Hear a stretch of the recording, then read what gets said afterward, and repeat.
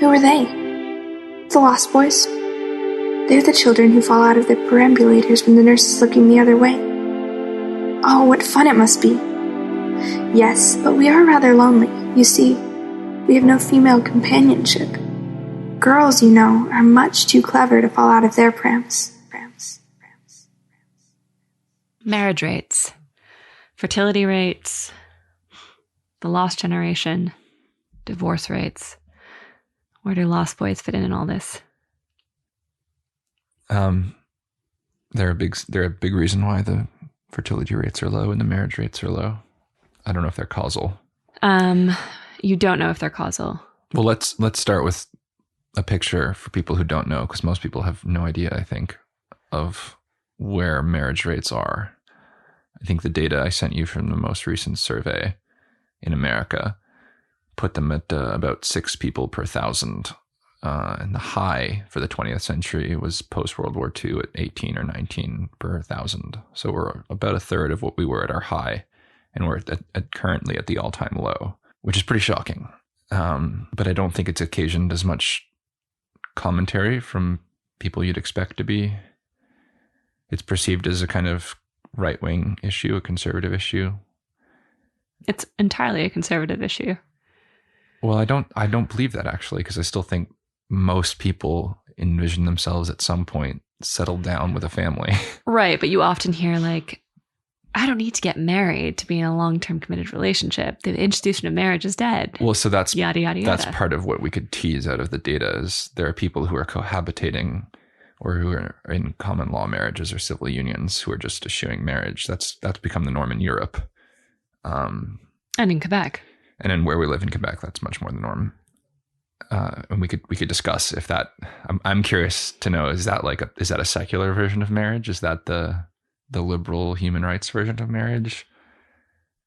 And if so, can you build a society on that? And I'm not 100% sure that you can, because those common law marriages are still also associated with rock bottom fertility rates. But I just want the one thing I would want to emphasize to people who, because I don't think the average person considers this, is that marriage really used to be like a kind of capstone of everyone's life. And then it was also so central to society, to every society, every Western society, every Christian society. And how you proceed in the business world or in any industry, really. Oh, it bled into every area of your life. And it informed how you were going to live your life. Yes, yeah. And you were expected to be a parent as well. You were going to be, whatever your role was, whether you were the wife or the father, you were also going to be a parent. Right, but even just saying that out loud, like those societal expectations to some, and I think, many people have been ideologically brainwashed, I would even say, into believing that that's an oppressive way of looking at how society should be. Well, to put it more mildly, they'd say, at present we have freedom. You're not required to get married, and we're going to have fewer people married who shouldn't be married, which is probably true. And that's all well and good, but the marriage rates are so low that you have to wonder how we're going to cohere as a society. And I think a lot of the flux we've seen, particularly in politics, but in culture as well, because I think culture drives politics, comes from the fact that we're not cohering as a society anymore. There's an eternal adolescence, which is Lost Boys, I suppose. Well, a facet of Lost Men, yeah, absolutely. The Peter Pans. Right, but it's a cultural thing too, where just everyone seems to be chasing lost youth. Like you think of plastic surgeries, and think of holding on to, yeah. And I think a lot of that I think there's a negative vision of adulthood, particularly as adulthood used to be defined. It's just filled with responsibilities and boredom, and your life is over if you have children. What was that commercial recently where the two mothers are like lamenting the fact that they're not their friend who's currently on vacation? Yeah, it was a hotel commercial, maybe it was Expedia, like a travel company. Yeah, and it's like a FaceTime call between two mothers at a playground with their children, FaceTiming a single woman on a beach somewhere. And the commercial's entirely explicit. Like, what's the difference between, you who's stuck in this playground and your friend who's on the beach? Children. Well, doesn't he say, doesn't he turn them into birth control? Yeah, and they're it's harsh. It's kind of brutal. I found a corner of the internet, there's like a traditionalist corner of the internet, particularly on social media, And I'm surprised by how many women are there. And they collect these, what they call antenatal propaganda. There's commercials often. The NHS, Britain's National Health Service, did one for men and women. It was, why would you exchange this for this? And for men, it was like a video game controller for a diaper. And for women, it was, I think, some lipstick for a diaper. It's just, that's really where we're, it's really very explicit, like, don't have children. And then there's an environmental aspect to it too, apparently, which is children are bad for the environment and the earth is very overpopulated. So you don't want to have children. That would be irresponsible of you. And you say that sarcastically. Why, Phil? Tell us more. It's not true. Well, it's certainly not true for and it's certainly not true in the Western world. And even if everyone in the Western world decided to not have children, it wouldn't change the explosive rate of growth in places like India and Africa. Yeah, but ultimately, too, just to bring it back to, if we're looking at society through the lens of the Lost Boys angle, it's ironic that we're saying all these things and we're funding all these commercials. We're putting money into that message. And yet never before have you seen an outpouring from the 30-plus-year-old single female crowds in the New York Times op-eds complaining how they can't find a good man. Like, it goes hand in hand with this weird awareness for those women of a certain age who realize they want kids, maybe a little too late, and look around and there's no one to team up with. There's no one to shack up with, let alone marry. Yes. And that's one of the things I find. We're shooting ourselves in the foot because we threw the baby literally out with the bathwater and called everything oppressive, prioritized our individual liberties, began navel gazing, and then turned around and was like, oh, wait a minute, but actually my biological urge is a real thing. Who knew? Right. And often those same women who at 30 all of a sudden realize they have that desire to have a child. At 20, we're like, I don't know if I do want kids. Like, I'm old enough now that I can say that I've heard that from friends of mine and family members of ours. And that's, you don't believe them. I don't believe them anymore. I don't. And I used to take it very seriously. Yeah. Like, oh, really? Okay. Well, cool. But I also don't think if you're 20, you have any idea of what your life will look like at 30 or 40 or 50 or 50. And as you get older and you have more years behind you, it becomes easier to envision more years ahead of you, I think. So ironically, we're treating people in a very unholistic way. It's like your priorities at 20 become your priorities for a lifetime. And that's frightening. But it's not only that. I mean, yeah, your priorities at 20, you have no, none of us do. We have no ability to foresee what our priorities or needs or biological yearnings might be 10 years down the road. This is where I intervene and say that's what a culture is for. That's what a culture does. But I was just going to say, like, that is the whole point of feeling like you belong to something greater than your own individual happiness. But also part of what a culture is supposed to do, it's supposed to confer hard-earned wisdom from people who are older than you and people who are no longer even alive, to tell the younger generation how to live a better life. And the younger generation always, stereotypically, and it's a cliche, but it's true, they rebel. They say, your little version of how to live a life isn't mine, and I'm going to push against it. And inevitably they do push against it, but there are aspects of it, I think, that are indispensable, and you figure that out at your peril if you figure it out after 30. The pushback to what we're saying, of course, is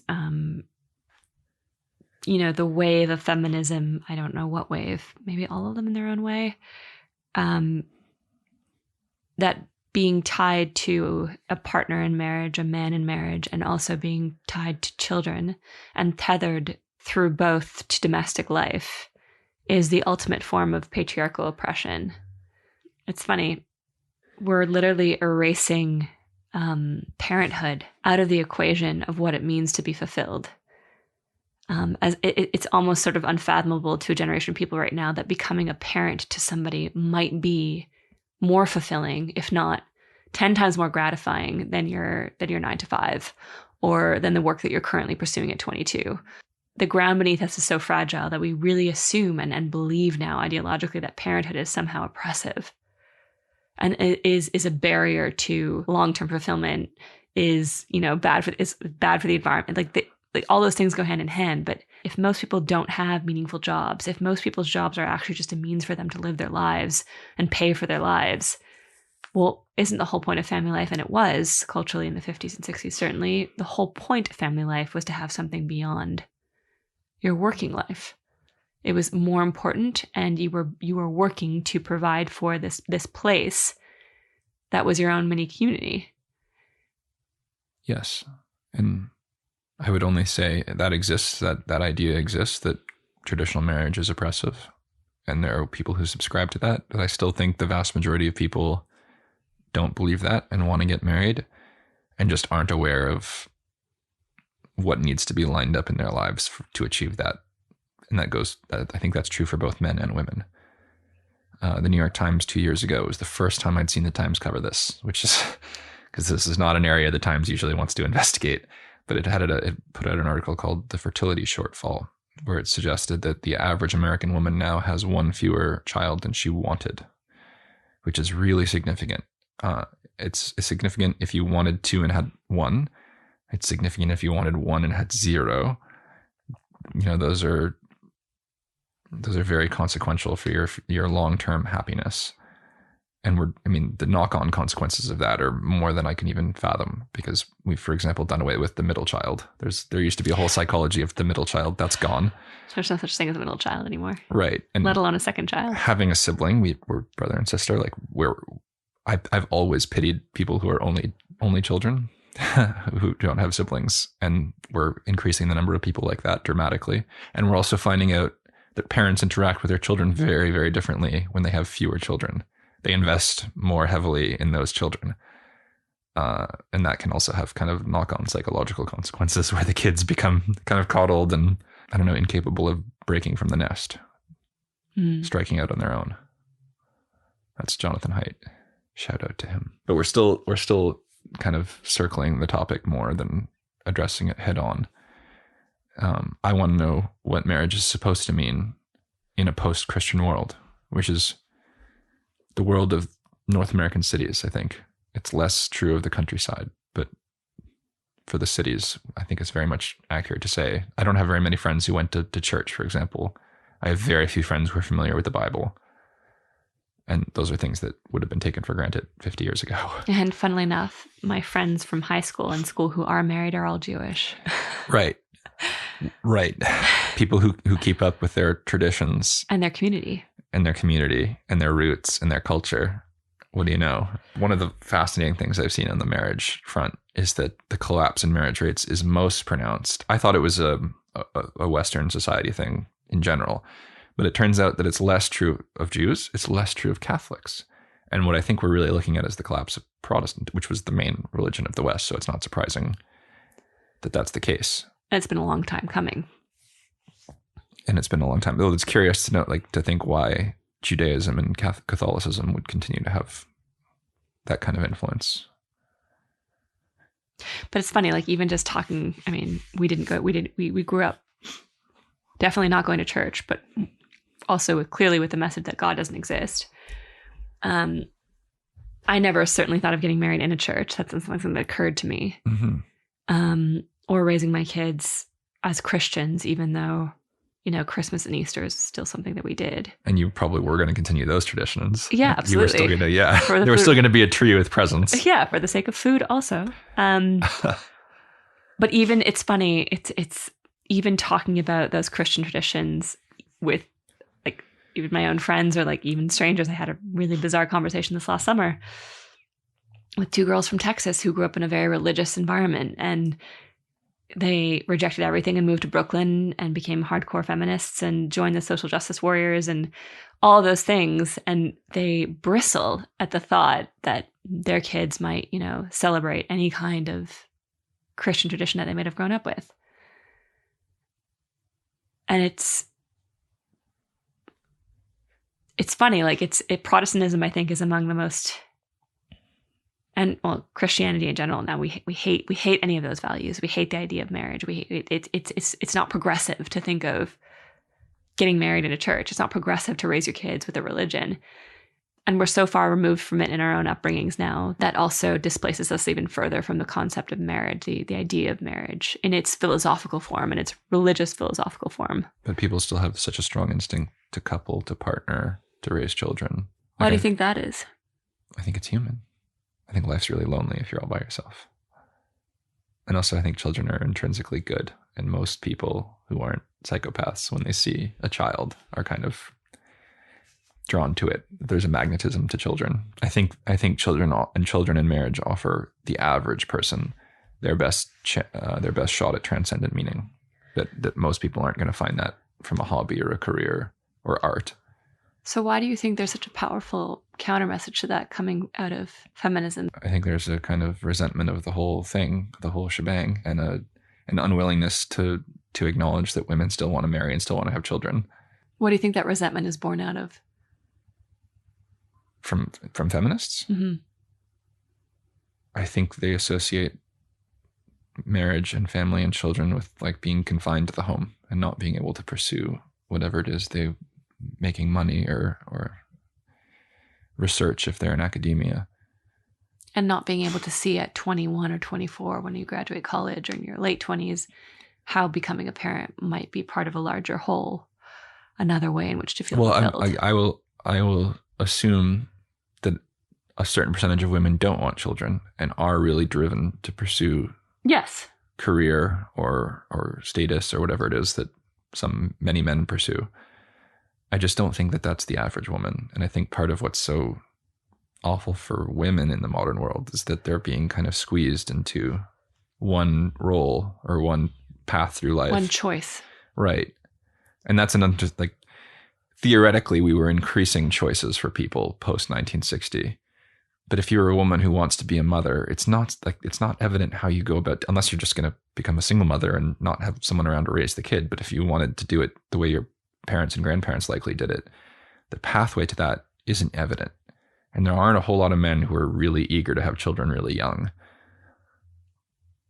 or who are putting themselves, like they're working their butts off to be in a position where they can raise a family. Well, let's hone in on that too, because funnily enough, I think for the average woman, I'll be bold enough to say that, I think for the average woman, the idea of marriage and having kids hasn't really changed.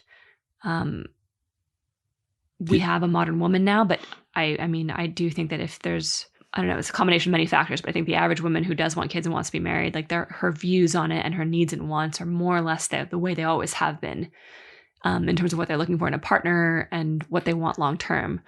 I think the cultural shift that we've undergone in the last 50, 60 years has actually highly impacted men's views on marriage and long-term relationships and kids in a way that almost feels at times irreversible if you're talking to your average like 20-something-year-old dude to me. I think on the one hand, most dudes I meet can't even fathom dating someone who would want to marry them or would want to have kids with them. And those who are dating and are enjoying their 20s and maybe even their single 30s and are living more of a bachelor style life are like, oh yeah, I'll have kids one day, probably in my 40s. And they're saying that without acknowledging the fact that let's do it this way. If you have a 10-year plan to have kids by the time you're 42, well, I hope you find someone whose fertility can provide you with that. And chances are, and the research is overwhelming, it's not a woman who's 42. It's probably not a woman who's even 40. Very, very, very unlikely. And that's a painful backlash and consequence for women, but it's also, I think, a weird time-space continuum for men in terms of how they view their own coming of age into adulthood and manhood and just having a sense of responsibility outside of their immediate lifestyle choices. One of the things, I read a lot of fiction from centuries past, and something that a kind of dramatic adjustment I've had to make is if you read like Russian novels from the 19th and 18th century, you'll hear women who are single and 32 described as old maids. Literally. Yeah. And in China, where they're very blunt about these things, I don't remember what the term is, but they have a term, I think it translates as forgotten women. And it's like single women in their 30s. I don't think we recognize how aberrant our culture is relative to our culture in the past and then other cultures across the world. So we've made these dramatic changes very naively thinking that we could hold some of the variables constant.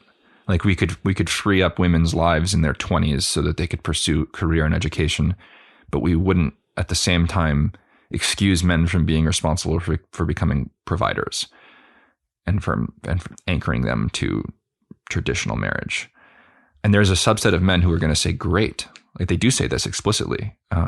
I don't want to do those things. And I'm very happy to have the freedom to date around and not be tasked with being a father. And I'll marry when I want to marry, not when it's convenient for, whoever I'm seeing at the time to marry.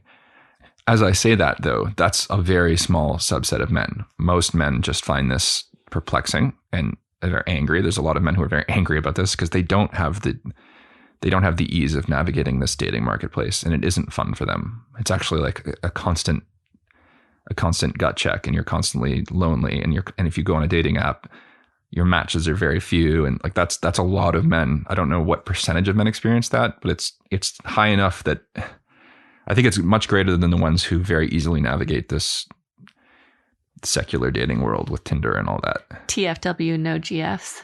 Yeah, yeah. So those men also have so on the subject of marriage, something that's really interesting is that the wealthy people still get married. The people from our background still get married, and they still have very traditional marriages, which is not to say like the women don't work. The women work, but they work part-time, and they often work part-time in very lucrative careers, but they still marry a man who's working full-time and who's making more money than them. So like if you were to look at any wealthy zip code in America or Canada or Western Europe, you'll find, I call them super couples, where there's a high degree of education between both of them. These are like the most successful people in the modern world, but they still opt for a marriage that looks very traditional in the sense that the man is still the primary breadwinner because men use their income to attract women, and women are attracted to men's income and their career success. And practically, if you're two highly educated people you're building a life plan together in like an adult way, you recognize that one has to have children and one has to make money while they're having children. Right. But that's true of... It's very conventional. But that's true of women all down the line. It's just that women who are at the bottom scale of the income ladder have a harder time finding men who are on that book. Right. But I wouldn't necessarily argue that it's true down the line, to the extent that we've also now, because women have hit the workforce in the way that they have in different industries, I mean, now we have the rise of daycares accepting kids as young as 10 months old. The elite people can afford that kind of nanny care where you don't have to put your child with like 7 other infants at 10 months old. Yeah. We're actually living in Quebec has universal daycare, $7. It's very $5 daycare, heavily subsidized daycare. So we're actually leading the experiment for what it's like to have really young children separate from their parents. And the research isn't showing up so great. Like we're 20 years in the running now, and kids who are put in that young. Anyway, like I don't know all the data on that, and I'm by no means an expert, but my point is more that whole concept is to get women right back on the horse. And in another financial circumstance, maybe that decision wouldn't have to be made with the baby being so young, putting into daycare, if the men were making more money. Right. But this is the trouble with pursuing equality between the sexes, is that there are going to be men who make money, and there are going to be men who don't make money. Yes. And what do you do with the men who don't make money if all of a sudden they're not marriageable? Which is why I was going to say earlier, something people don't realize is marriage, which is supposedly oppressive, is now almost exclusively a phenomenon of the upper classes. The lower classes don't get married. Like the farther down the income ladder you go for men or women, the lower the marriage rates go. And the higher up the income ladder you go, the higher the marriage rates go. So that's kind of perplexing. And I think... But even just to even before... So... the men who are angry are not even able to date. But before you even get to marriage, like you have to be able to date someone. And that we discussed this. There are many reasons why men aren't dating and why dating is such a difficult area of our lives now in society to navigate. But how would we wait, let's approach that mathematically if we can. Marriage is a 1-to-1 relationship. It's really egalitarian. As soon as people get married, they're out of the dating market. They're locked to each other. Dating's not an egalitarian relationship. People date multiple people at one time. And it's a buffet lifestyle. Right. And so once marriage becomes prioritized, all of a sudden the men who weren't very successful in the dating market have a chance. But if that chance comes when the woman's saying, okay, like now I want children and now I want the mortgage and the home, and all of a sudden it's not like now marriage just becomes entirely responsibility for men. And it's hard to see, how do you sell that? Where were you when I was single and wanting a girlfriend? Right. Why did I have to go through my 20s lonely and single and then wait for you to finally decide? Right. I'm not, that's funny. Like when I was suggesting that the cultural shift impacted men more, and like we gave men we ultimately liberated men. But that's what liberation looks like for men. It's like a whole lot of loneliness. It's a whole lot of loneliness. And resentment. and for the most attractive and wealthy among them, it's a whole lot of freedom.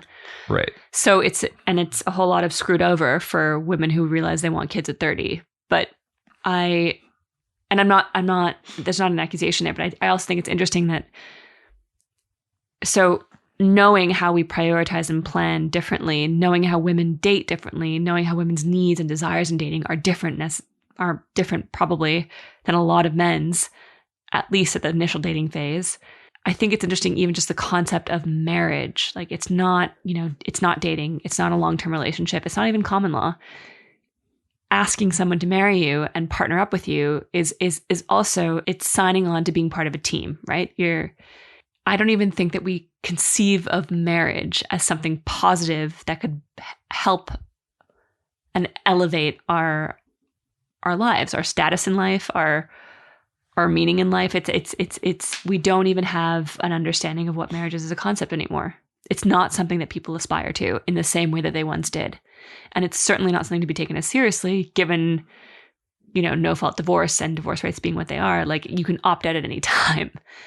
So that's interesting to me too, just on the level of talking to young men about what they think marriage is. I don't think we know anymore. I don't think most people really look at marriage as something to aspire to. No, I don't think we do. There's also... So what motivator is there anymore than when you're dating? It changes dating. It's dramatically changed dating. Well, that's dating doesn't have a purpose anymore. It doesn't have to have a purpose. Doesn't have to have a purpose. Right. And women are fine with that when they're in their 20s and they're attractive enough to maintain that. Or they're focused on them. I'm going to focus on my education right now. I'm going to focus on my career right now. And they're not told that that's coming at the expense of their attractiveness as a long-term partner. And in fact, when certain people are told that, ideologues, they rebel against it and say, well, it shouldn't be that way. And it's only that way because it's socially constructed, because we've signaled that this is the case. It's amazing how this is something that's just right. Like if you look at, for example, runway models or A-list actresses or porn stars, they have a career that lasts between like 18 and 25, and then they're cycled out. So there's a whole lot of turnover. Whereas for men who are attractive, like I'm blown away by the fact that we're still watching movies with Tom Cruise as a lead actor. He was big in the 80s. That's 40 years ago now. Yep. That's your life. So it was a meme on the internet. It's a graph of everyone Leonardo DiCaprio has ever dated, not slept with, just like people he's been seen in public. 20-year-old age cap. Literally 23. Yeah. So he's now, I think he's 43 or 44. Yeah. He's never dated anyone older than 23. Everyone he dated, like they break up by the time the woman is 23, or maybe it's 24. Wonder why that is. But we should interview him. So, and then I'm going to steal a point from Steven Pinker, who's a cognitive psychologist at Harvard.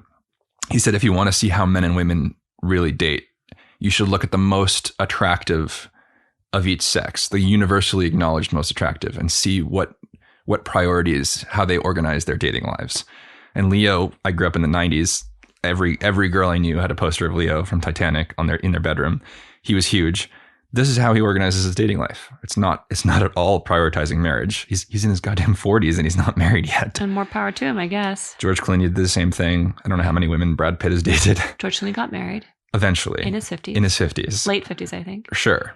Which is then, if he has children with her, and I'm not sure they're going to have children. I think they had twins through IVF, actually, funnily enough, which is the exact story of what that is. But now his children are going to get, a couple of decades with him at the most, and he's going to be old for those decades. Like, it's funny how there's no escaping consequences from these choices. None whatsoever. Like, another thing that's disappeared from the modern world is intergenerational families.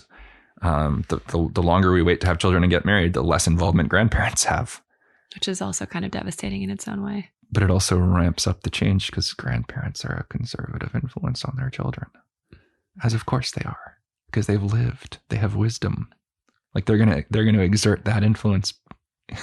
That's also one of the reasons fractured homes are so devastating, because the children don't just lose out on two incomes, but they lose out on the wisdom of both parents, the time and attention and wisdom of both parents. And the dynamic of a solid foundation. Right. But so marriage is still a great way to transfer wealth through generations. And not just financial wealth. Well, but wealth, it's capital, financial capital, but also, yes, wisdom and culture. And no, I was going to say cultural wealth, cultural understanding. But just how do you keep a culture going for capital. centuries if you don't have coherent families? You don't. And it's one of the things that this is how I would appeal to progressives. If I had a progressive listening right now, I would say, listen, everything you enshrine as a right now, gay rights, women's rights, LGBT rights, whatever it is you're passionate about, if you'd like it to exist in 50 years, you have to work with conservatives to find a way to make those changes permanent. Because otherwise, all you're succeeding in doing is liberating one generation, and the clock will reset. And that's history. That's history. There have been better and worse periods for women in history. It's not a teleological growth from oppression to liberation. There are ups and downs. So if you like the idea of women being able to pursue a career, or marry or not marry according to their choice, you have to find a way to make those choices culturally permanent. And I don't know that you can do that without Ironically, families. though, this is where the idea of the last generation kicks in. There will be no children to play this out on anymore. That's, spoiler alert, that's going to be the next decade. We've for so long taken for granted our culture's influence, let's say Protestant culture maybe, on Western society. And in the next decade, because of massive demographic changes that we brought about by chipping away at our culture, we're going to find out that influence has faded dramatically, and that there are other ideas that are going to hold sway. If you ask the average person what their culture is, and this is a dilemma I think right now we have in Canada, very few people are able to articulate that anymore. Yes, I think that's true. And that's dangerous in and of itself. If you can't actually say what your culture is, that means your values are a little bit gray. And that you can be swayed easily one way or the other, and that maybe you don't speak with conviction when you talk about the things that you want. And if you can't speak with conviction about the things that you want, then there's no such thing as carving out a 5-year plan or whatever you want to call it for planning and building your life. Hence the meaninglessness and like the depression everyone's currently faced with, and hence our fucked up dating scenarios. No one can actually articulate what it is they want. Except for the fact that definitely self-expression and individual happiness is important. So I should be able to express myself and how I feel, and I want to manifest every ounce of my being into whatever it is that I'm supposed to do. And it's a very me, navel-gazing approach to carving out a life. Mm. And I think, to bring it back to Lost Boys, I don't know, my heartstrings are pulled the most for the lonely guys I see riding the metro to their job, getting a cheeseburger to go from like a fast food place on a Tuesday night. Like I had those movie moments in my head. But I think there's a sea, and I think there's a sea of lonely people, but there's a sea of very lonely men who are never going to get married. And there always were, but they're not dating, and therefore they're never going to get married, and therefore they're never going to become a parent. And I have no idea if any of them really want that, but like... I'm going to go on a little literary diversion because you just sparked a thought in my head. I've been reading a lot of Dostoevsky, and one of his most famous books recounts his experiences in prison in Siberia. And a famous passage from that book describes how the work that prisoners were forced to do. And he said if the prisoners could find meaning in the work, if they were, for example, had to build a bridge or repair a road, they did the work. And it was painful and it was backbreaking, but it wasn't tedious, it wasn't soul crushing. But on the days when the guards couldn't find work for them, they made them do work. They just invented work for them to do. So that they'd have them pick up sand and move it from one place to another. And that was soul crushing. It was even physically less difficult than the more meaningful work, but it was soul crushing. And Dostoevsky said that what he learned from this is that if you really wanted to crush someone, if you really wanted to torture them, you would just enforce that meaninglessness on them. And I think that's what so many men's experience of the modern world is. They don't have that they don't have a vision of a future where there's meaning. They're not building towards something that they recognize as legitimate, which might be a family. For a lot of men, that's the only chance. So if they don't have that, why are you going to get up and go to work every day at a job in a cubicle, for example, or manual labor? Or Why whatever? bother? Why bother? Like, Why bother? The days become repetitive and meaningless. And that's many, many men's experience. And I think many women's experience of life in the 21st century. There's just this vacuum of meaning. And I'm suggesting that the most democratic way to give meaning to people is family. Very, very few people can become Mozart or Beethoven or Shakespeare or whoever in whatever field. But being a good parent, being a good husband or wife, that's accessible to everyone. And there's meaning and purpose and nobility in that. And long-term long-term. Long-term meaning. Yeah. Yeah. And it's very sad for our generation that we're at that point where that's just not accessible to so many people, or if it's accessible, the pathway to that has been so obscured, and that it's so judged. Right. That it's it's funny. Antiquated and therefore cast as something, like you said, conservative, and therefore to be disdained. There's nothing aspirational about family building. Or family planning, for that matter, which is very funny, I find. Like, it's not even in our, I can think of countless of my friends and even myself for so long. Okay, by 25, I'll have done this. By 28, in my career, in my creativity and whatever it is that I thought I was doing at the time that felt important to me. And never once did I consider, okay, well, I do want kids. I do know this. I know this, biologically, but also, emotionally and psychologically and practically. Oh, okay. So I have to meet someone, date them, learn about them, feel comfortable with them, trust them, build a foundation of a relationship, move in with them. Hopefully they'll want to propose to me, get married, and then have kids. Oh yeah. How long does that take to do? And I think, I remember being with you in our long California car ride. And that was my moment of like being 27 and realizing, oh, I actually didn't factor in my own personal life the one thing I know without a shadow of a doubt that I want long term. Because while I'm creating this thing right now and making this movie over here and writing this piece over there, that actually is very, very, very short term, immediate gratification thinking, not necessarily in a selfish way at all times, but I think in so many ways, the societal messages that were coming my way as a young woman growing up and a millennial woman is the thing that I must care about first and foremost is how am I going to self-define? And motherhood was not part of that equation. Whereas one thing I will say about our mom is, and I remember I used to be, critical of that, but like a huge way that she self-defines is through motherhood and parenting. Mm-hmm. On the subject of marriage and monogamy, I think there's something pitiable about most men, which is, for me, it's thrown into stark relief by dating apps, because very few men can sell themselves well on dating apps. Like, very few men are attractive to women physically.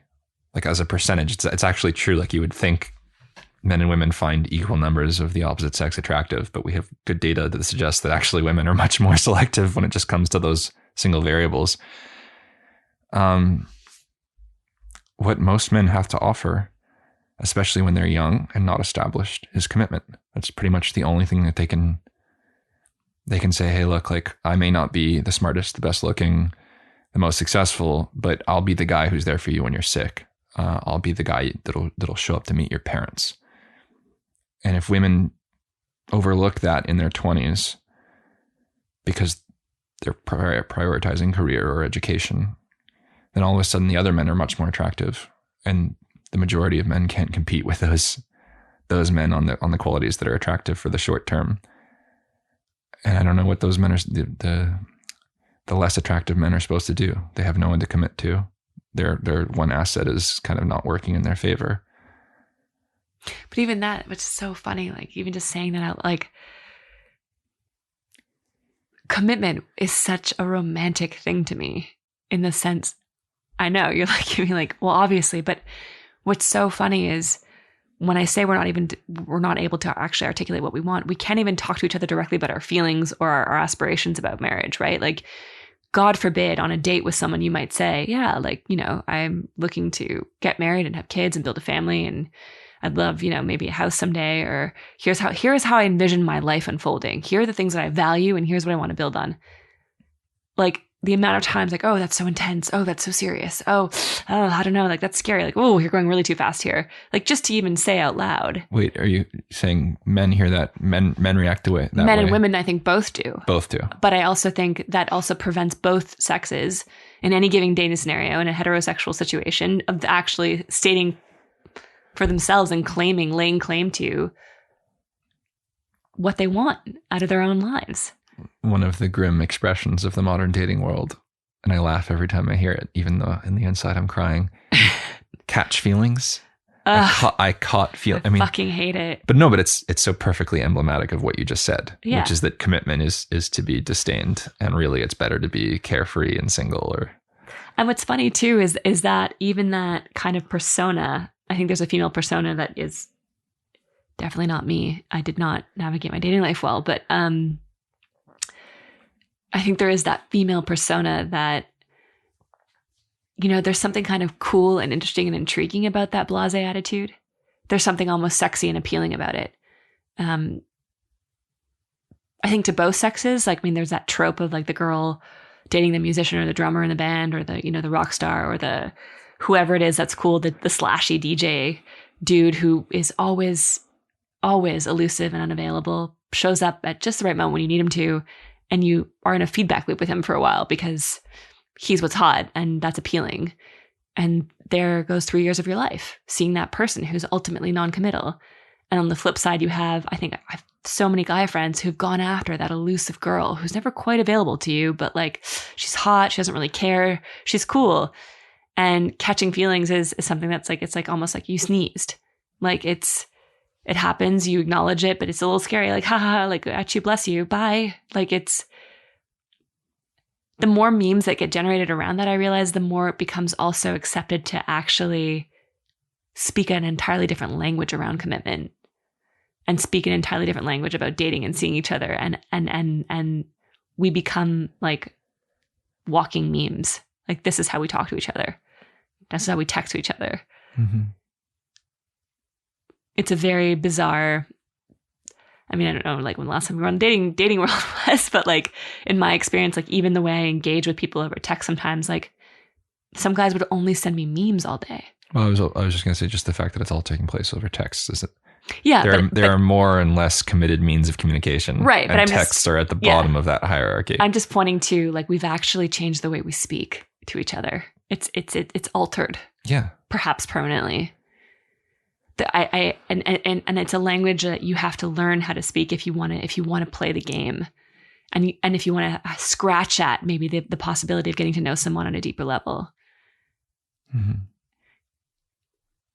And it becomes really, that's what's exhausting after a while, and really sometimes tedious. Maybe not for everybody, but I've like after a while, I think that's the thing that makes me get on and get off dating apps. Like I had to delete them. It's a time sink and a mental gymnastics that I like. It's a language I don't know how to speak, and I'm tired of it. It's tiring. Mm. I just want to say how I feel. Like that's. Dating apps to me are one of the things that amuses me about them is that they don't actually solve men and women's problems. They actually just exacerbate them. So men's problem, especially when they're younger, is how do I make myself attractive to women? And for most of those men, all going on Tinder does is reveal exactly how unattractive to women they are, because they can quantify, oh, I spent a week swiping on Tinder and I have two matches. And one of them's a Russian bot. And then women have the opposite problem, although they get a little bit of maybe a self-esteem boost from it. They get tons of matches, more matches than they know what to do with. But that doesn't actually solve the problem. How do you filter out the men who are invested in me or who would be invested in me versus those whose interest is way more superficial? It actually just exacerbates that problem because it shows you exponentially more men who are at least sexually attracted to you, but might not be romantically attracted to you. So it's fascinating. It actually just, it multiplies the problems rather than minimize them. Which is by design, by the way, because these apps are run by for-profit companies in Silicon Valley. Disclaimer. Just want to put that out there. Disclaimer. Yeah, they do better when there are more single people, not less, not fewer. But that's funny too, because it's like, yeah. So this is the other thing. Like the single, sexy young market is profitable and generating what, billions? Yeah. Dating is a very lucrative industry. It's if you add up everything, restaurants, flowers, all of that. It's a lucrative industry to be single and sexy and alone. And it's devastating once age kicks in and you're no longer cute. Like, which is why there's such a horror of getting old. Yeah, but and also why you have augmented females and bachelor men at 50. Like people just refuse to age. This is such a grim irony to me of like the consequences of we put people in power who wanted to remove they wanted to reduce female objectification. I'm not sure there's ever been a point in human history where female objectification has been greater than it is today with Instagram. Oh my God. I was just saying that. And the reach of it too. Yeah. It reaches younger women. Well, we were talking about in the last episode, like it's such a fucking irony to me. Like you have the most progressive liberal class of women demanding to be heard, seen, and validated for not having kids and not wanting to have kids and not wanting to have family, and we don't need men. And then you just go on Instagram and you have the hundreds of thousands and millions of Instagram influencers who literally look like the Marilyn Monroes of 60 years ago. Like, it's such a strange confluence. And so you have all of this, and then where does marriage fit in? And where does marriage fit in? Where does marriage fit in? I can make money off of how sexy I am. I can date for as long as I can afford Botox. And I don't need your money anyway. Like, I think you often hear that there's political division in America or in the West between right and left. I think one of the most salient differences that will become even more prominent in the next 5 years will be the difference between single voters and married voters. And the married voters are going to become, they're a minority. They're going to be more and more of a minority, but they're going to be increasingly resentful of the choices of single people. The choices of single people. Yep. So fun fact, there are now more single people between 18 and 35 in America than there are married people. And I think that's been true, I think, for 2, maybe 3 years. And it's the first time that's ever happened in the history of America. It used to be the norm that you would be between 18 and 35. That's the prime marriage area. And now there are more single people. And single people behave differently. They vote differently. They spend more. They save less. This is going to have incredible consequences it already has had incredible consequences on politics in America. And centrifugal consequences. Single people don't have coherent interests. Single men and single women have diametrically opposed interests, actually. Single men are much more conservative or libertarian. Single women are much more, liberal and progressive. Yeah. Redistributionist, let's say. So the more single people you have, the greater the fracturing of politics you have. And one of the ways you can bring them together is if they're getting married and all of a sudden the aims start to align. I wonder how, I don't know if you have the numbers on hand, but I wonder how different that is, or I wonder how that would look, how it looks right now in Europe. Well, because they have cultural roots that are arguably in some ways stronger. Yes, and more family oriented. But they ditched religion faster. They experienced what America's going through now. They experienced sooner. World War II for them after World War I and World War II were disasters, whereas World War II left America in a position of relative strength culturally. But a lot of the trends. But there is still in Spain and Italy, for example, family is such a huge part of your social and yet life. The birth rates there are rock bottom. And then there'd be and whatever they are at a national level, if you had the data, and I don't even think they put out this data to subdivide based on like let's say religion or ethnic heritage, you'd find that the more native-born Italian you are, the lower your birth rate will go. That's another trend that immigrant groups have higher birth rates at the moment than native groups because they're coming from cultures that haven't had this. Whereas, I mean, pivot to the Middle East or Africa, for example. I think Nigeria hovers between 5 and 7 off the top of my head, births per woman. And that's correlated to religion. Well, and so yes, and in Nigeria in particular, the Muslim women have the highest of the birth the highest, rates. yes, which is another. So that correlation. Another podcast for another time, but right. My point is that it's still essential. It's still the central. It's a focal point of family. But that's life, also of social life. And is the family. Let's give the devil his due, so to speak. When people complain about oppression, they do look at women who have been made baby, like to be Orthodox Jewish, Orthodox Protestant, or Orthodox Islamic. As many as God will provide. Right, there you go. Or like the Irish Catholic, you're 13 kids. Sure. Irish twins. And it's, I mean, absolutely big families are great and there's meaning in there, but for sure a lot of those women didn't want to have that many children. No, that's all you do. Fair enough. The only thing I'm suggesting is that if 5 children is too many for a woman who has aspirations to be educated and to have a career for herself, 1.4 is probably fewer than the average. It is fewer than the average Western woman wants, or 1.7. People still want children. And that, I mean, it's amazing. Like that already seems so low. 1.4. It's going to go lower. It's going to go lower. We haven't, one of the great ironies for me in the last 5 years, all of Silicon Valley at one point, which is to say Apple, Facebook, and I think Google all hit on a policy which they endorsed as an explicitly pro-woman policy. They were going to provide free IVF and egg freezing for all of their female executives. So it's like, hey, don't worry about putting your family on hold. Like, we'll take care of that. And they were roundly criticized for this by the left, which I found so ironic, because it's like, but this is the goal you're saying they should pursue, and the company, in the kind of male brain way, acting almost autistically, saying, hey, well, we have a solution. You want it both ways. Like, there's this really technical, it's not very effective. We're not going to tell you that. It's very expensive. The failure rate's very high, but hey, like, we'll provide it for free. Like, we're helping. And the reaction of that was the reaction from the left was negative, which I thought was like, hey, the contradictions are in your ideology. They're not in Google's policy. I don't agree with the policy either necessarily. It's just the problems are more fundamental than can be solved by any one company's policy. Let's bring it back to Lost Boys. Mm-hmm.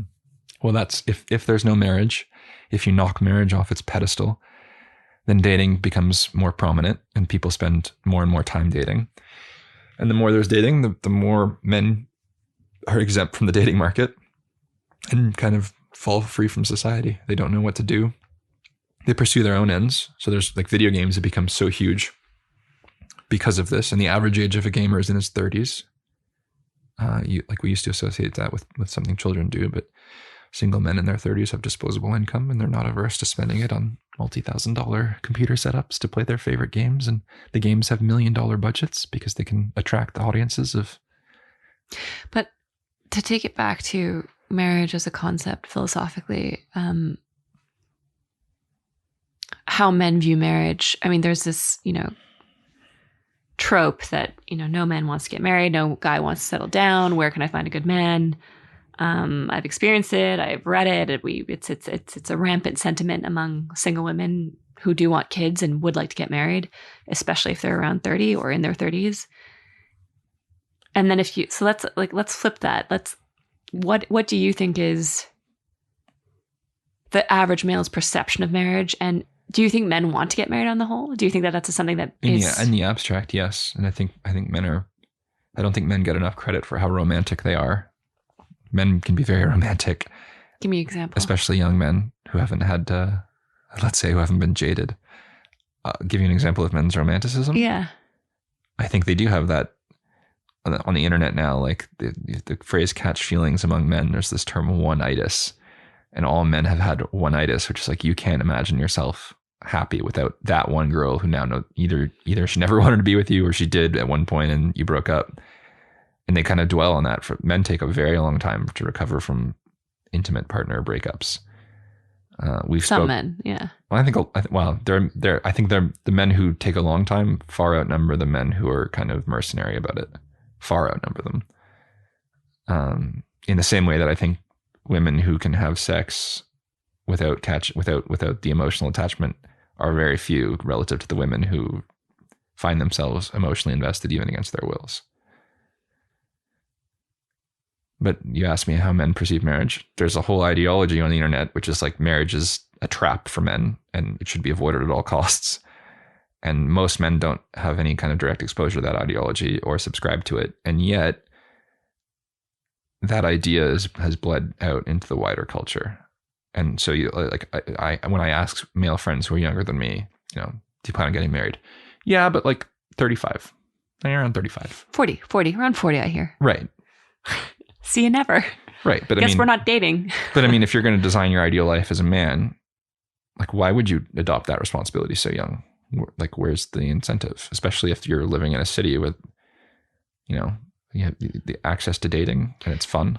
Do you think... If it's fun for you. Do you think there is a cultural responsibility on behalf of men to be more genuinely informed and aware of female fertility? No, I don't actually. Why is that? I think we did away with like the culture that existed, which was Christian culture, was much more reciprocal than our intellectual class has described it. It wasn't a one-way oppressive street. It was a system of give and take. Anyone who knows men and who thinks that lifelong monogamy is something that men like that's the male, like Leonardo DiCaprio is living the male dream, not lifelong monogamy to one woman that you marry at 20 and then, pay down a mortgage with her for 40 years. That's reciprocity. So if we're going to do away with whatever the female version of that contract was, then I don't think you're going to be able to convince men who are also, by the way, more disagreeable, more stubborn. So, but wait, not that's to be able to interesting. sell marriage to them. In a society that says that patriarchal norms are the norm and have been the norm for centuries, since time immemorial, would you argue then that what we had pre-sexual revolution was the fulfillment of the female dream? Because you were saying earlier that if he is living and fulfilling the ultimate male dream, which is to say, being, a juvenile version of it, but yeah. No, but like, let's say there are a whole lot of men who wouldn't mind being Leo.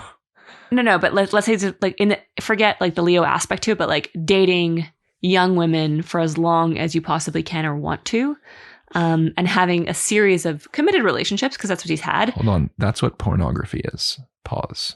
Pornography is every man's imagination being Leo. Because all the women are young and there's infinite variety. Testosterone unleashed in the world is fucking the world. So he can live that dream in reality. But I'm just saying, it's interesting to me just hearing that out loud, because how I also perceive that, then it makes me rethink a little bit about the contract between men and women prior to the sexual revolution. Was that maybe, perhaps, a female-oriented contract? No, I don't think so. You provide, I'm suggesting it was fulfill more... my desires to have kids and get married. Yeah. Well, say it's a patriarchal institution, I think I'm trying to get at the fact that maybe it isn't as patriarchal. Well, that was what I was suggesting. That's what we're saying. The same thing. But I'm not saying it was matriarchal either.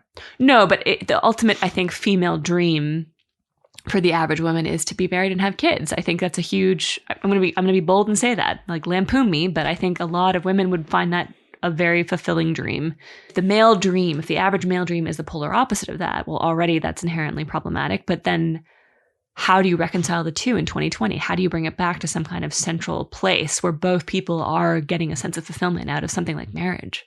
I don't know I don't know that there is a solution, especially one that doesn't involve religion, which really upsets people. I guess what I'm asking you is on behalf of men. It's if we put religion aside for the moment, just because we can't, I think that's a very difficult thing. Oh, if you brought the age of first marriage down from, I think it's around 30 for women right now, or 29, to 24 or 23, that would make a massive difference. Ooh, that's dangerous. It's never going to happen. It's never going to happen. It's never going to happen. Dating is inherently asymmetrical for men, that most men aren't attractive in the dating world, in a non-monogamous world where you can get by with your good looks and you don't have to offer commitment, because most men really can only offer commitment. So if the age of first marriage dropped 5 years, all of a sudden, at a much younger age, for men and women, commitment becomes valuable again. And all of a sudden those men can play the game again. But then what we're really saying, women would have to alter their perceptions of what makes someone dateable in their 20s, i.e., going for maybe the nice committed guy. Theoretically, they would do it automatically if you made marriage the norm again. Because all of a sudden, the person you marry is the person you're with for the rest of your life. So all of a sudden, it's not just how good looking they are.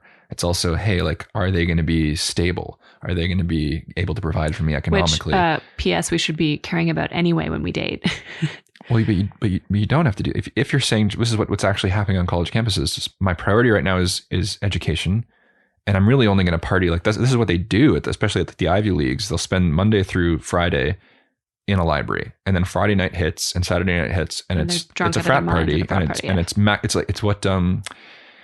it's what white shoe law firm, what lawyers and financial investment bankers do in New York. It's like you work hard 70 hours a week, and then you get one night a week off, and it's like cocaine and expensive meals and strip clubs. Like they go hard because that's their downtime. That's their lifestyle. Right. Well, that's what we've normalized on college campuses. But you asked a really dangerous question. How would women have to change their behavior? Right. Yeah. No, I wasn't even asking a question. I was sort of tentatively about to make a statement that I might regret later. Because again, I think I'm going to be lampooned, but, it would require women to actually think longer term about their choice in a partner. It would require women to reduce their physical standards of what they find hot and attractive in a moment. It would, to a large degree. Well, I was only going to say that it wouldn't require them reducing their standards. It would, physically speaking, compromising on their standards. Yeah, okay, but no, but that's an important distinction. But a lot of women would see it as reducing their physical standards. Compromising on them. Why do you not want to use the word reducing? Because I don't think you can reduce people's here's the terrible news for you. Like most people don't have their ideal marriage. They compromise on one. Like most men don't get to marry a supermodel. They might want to marry a supermodel, but they're going to compromise. But I'm saying, right, okay. This girl's not a 10 in looks, but she's a 9 and she's really nice. Okay, so we're agreeing on. She's stable. I agree with you. And she likes me.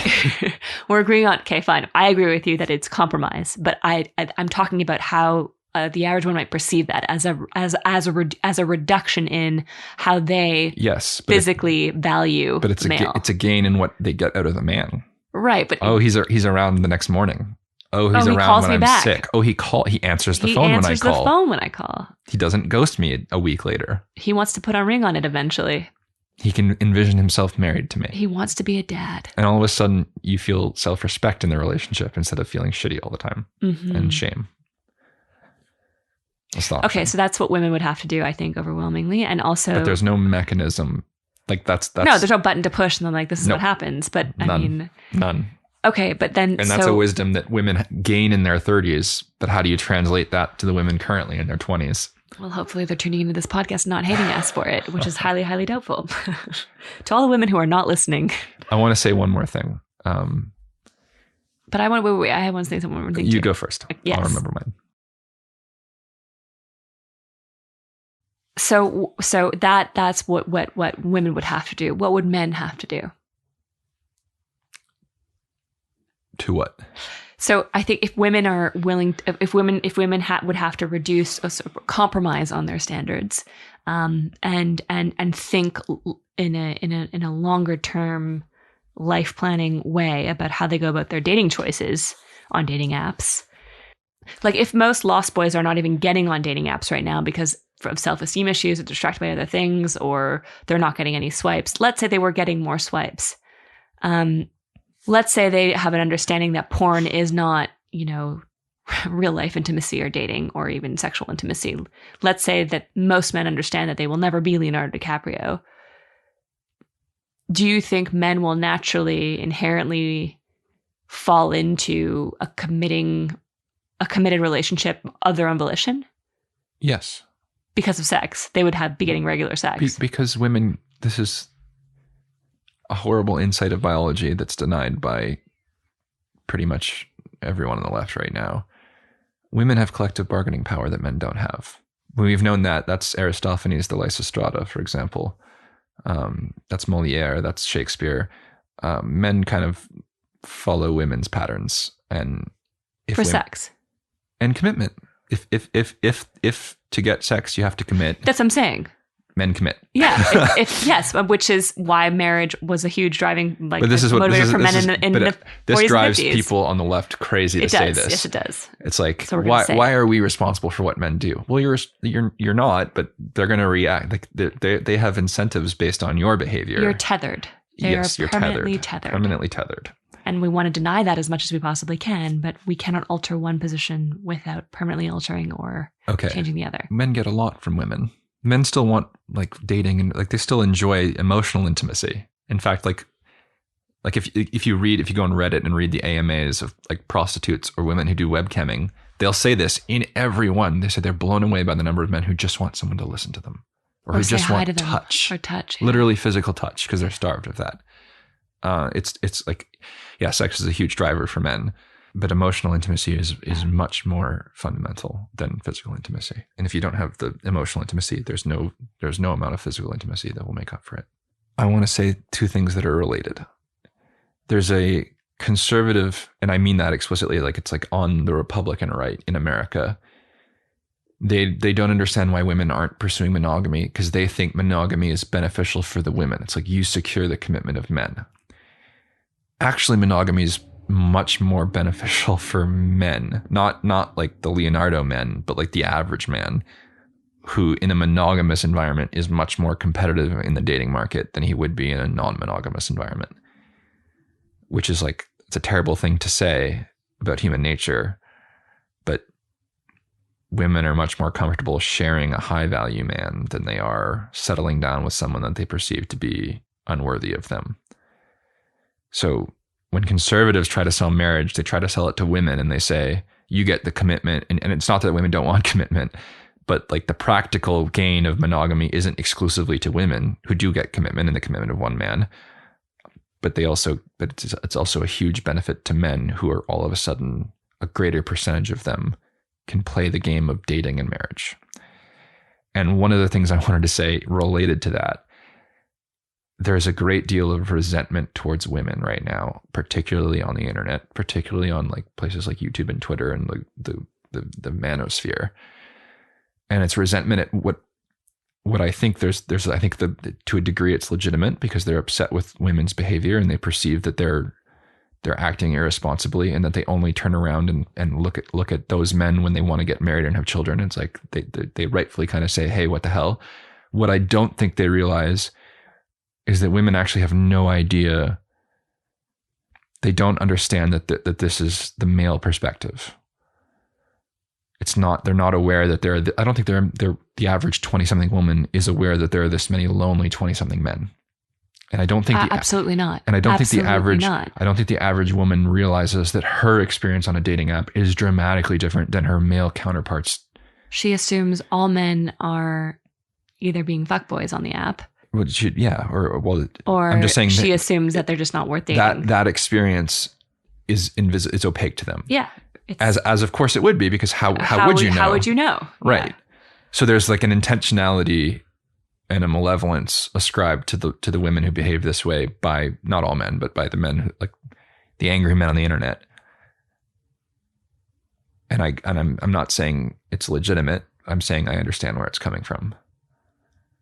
And I'm also suggesting that the women have no idea. And then the painful thing for the women then becomes when they learn, they're blindsided. They're absolutely blindsided. Yeah.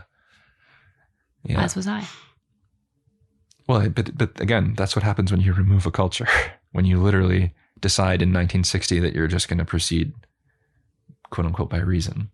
And also, I think this is something I wanted to say as well. And it occurred to me, like I suggested to you that it would be great if women, instead of getting married at 30, got married at 25. If monogamy kicked in at 25, that would make a huge difference. That's what happened in like the 1970s. Like the people who in the 1960s, when the sexual revolution was happening, the conservative response, I'll laugh at both conservatives and liberals here. The student radicals who were for the sexual revolution said it would be an end of loneliness. They literally thought like, oh, free love. Free love. That was the expression. We're Free gonna love. kill human loneliness. Yeah. We're gonna kill the idea of sexual jealousy. These were things that they really thought were gonna happen post-sexual revolution. And I find that so laughable because like, God, I think there are more lonely people in 2018 than there ever were. Absolutely. And like men and women now are fed up with dating. Like you hear that from both genders.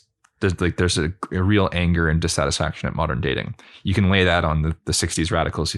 The 60s conservatives, their response was, this is the end of society. This is the apocalypse. This is doom and like their response was really over the top, end of the world stuff. And by 1970, no, the world didn't end, and people still got married. Fewer people got married than were getting married before, but people still got married. And people were getting married instead of at 30 and instead of at 20, it was like 25. Like there was a generation that had an incredible benefit from this. They did get that expansion, and they got married. They got the best of both worlds. Some people still were left out, but there was enough room that the gains were had, and it was like, oh, like the world didn't end, sky didn't fall, like no problem. But the logic of the sexual revolution didn't halt in 1970. And once you said, okay, well, why, if we can push marriage back 5 years, like why can't we push it back 10 years? Or why can't we make it non-obligatory? And all of a sudden, where we are. Yeah. Well, I'll chime in. I'm 32. I have a lot of friends between 30 and 40 single men. And almost universally, they say when they set their settings on their dating apps, 29 is the max. And I've had friends whose female friends have seen them do this and just get livid at them. But their response isn't even, I don't want kids or I don't want marriage. Their response is, between 30 and 40, the single women are evaluating you like from the minute they meet you. It's like, are you a viable partner? Right. Yeah. And it's just like, that's an unfair pressure to put on a first date. But it's also totally understandable that a woman at 30 who's single would start to freak out about these things and prioritize those things. But also, and here's the deeper truth is, we should all be prioritizing these things at every age that we start to date We'd have to take dating a lot more seriously. Right, but the whole point of dating used to be to get to that end scenario where you're on a ship building a life with someone. And I may sound naive and idealistic about that, and I realize that not all marriages are great, and not all marriages in the 1950s certainly were the ideal portrait of a marriage. But the point is, dating in and of itself is a waste of time for so many women, because so many partners that they're dating, men that they're dating, aren't even thinking about what happens next. Mm-hmm. And then they're surprised after 3 years when the relationship suddenly ends because, oh, wait, you don't want kids? And this is the conversation that you choose to have at the 11th hour. It's not the 11th hour for him. And it's not the 11th hour for him. And so, and women they misdirect anger towards that man, and that man becomes a symbol for all men who are too selfish and too Peter Pan-like to understand what the 11th hour even means. How dare you? But how are you not having this conversation in the beginnings of your relationship when you were dating this person and deciding whether or not they are a viable partner for you and what you want? Mm-hmm. Those conversations do not happen. And then you find yourself having to get on a dating app in your early 30s as a woman. Something that used to make me literally lose sleep for weeks. Yeah. Or you start dating older. You date older and you start to accept the fact that your newborn, a 10 or 15 year, which is ironically like, and your newborn, at 10 years old will have a father who's 60. Yeah. Or 55 or something. Yeah. And then ironically, I think that's almost enshrining inequality in male-female relationships. I think the best chance you have at an equal relationship, like an equal partnership, is if there's a similarity in your income levels and a similarity in your ages. And the greater the disparity, I mean, I'm not trying to make a moral judgment on whether or not one is preferable, but if you're going to say that it's preferable to be more equal, then the best chance you have of that is equal income or comparable income levels and comparable ages. You cannot equalize a relationship between a 50-year-old and a 27-year-old or a 45-year-old and a 27-year-old. I'm going to say another tangent, but that's worth having in this conversation. An insidious aspect of pushing all of this back is the degree to which we now have industries that capitalize on single people. And I suggested dating apps are one of them, and I think they're actually the least insidious. So pornography is a big one. It capitalizes on female beauty, and male loneliness. It commodifies female beauty to sell it to lonely men. And the more lonely men there are, the bigger the market for pornography. I think that's really worth stating. Dating apps work similarly. Sugar babying, which is a new thing, or it's the oldest thing in a way, but everything it's also a new thing. Everything we can possibly do to not be in a monogamous committed relationship. No, but also the profit. commodification of all of this. It's just astonishing. I saw a study recently that was trying to explain the fall in marriage, and it suggested that it was a result of lower male incomes, and that the women who were single and looking for partners, they wanted men in an income range that was between 20 and 30% higher than the men that were actually available to them in their area. So it's like, okay, well, I'm not going to date the guy whose, income is mine or less than mine. I want the man whose income's greater than mine. And then the study explicitly said, it's unfortunate, but it's true. There's a contractual element to marriage, and the men have to bring something to the table. And what the study left out, and I almost wanted to email the author and say, okay, if it's contractual, what do you think the women are bringing to the table? Like if men have to bring income and the ability to support a family, and that's what makes them marriage worthy, what makes women marriage worthy? And that's a very, very dangerous question to ask in 2020. It's a inherently explosive topic. But one thing I would suggest to you, it has something to do with youth and fertility. It might be exclusively youth and fertility. And the really insidious thing is how much we've, instead of having one man pay one woman in the form of taking care of her and providing for her and committing to her, we're having fewer women profit off of more men, not for marriage, but for sugar babying or pornography or cam modeling or OnlyFans, or like the transactional nature is still there. It's just the nature of the relationship has changed. And there are exponentially more men paying exponentially fewer women. But it's amusing because the transactional thing is still there. We didn't get rid of that. Which, maybe that's ineradicable.